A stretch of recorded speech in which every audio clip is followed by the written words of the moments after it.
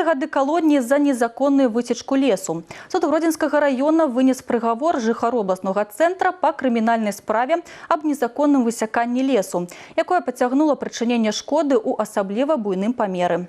Так жыхар Гродна с кастрычніка 2019 года по студень 2020 незаконно высякаў дрэвы на тэрыторыі аднаго з лясніцтва Гродзенскага лясгаса. Да работы ён прыцягнуў яшчэ 4 чалавек. Ім ён сказаў, што дзейнічае быццам бы ў рамках закону. У выніку было высечана каля 400 дрэваў розных парод, а таксама 90 кустоў ляшчыны. Судом Гродзенскага района мужчына прызнаны вінаватым.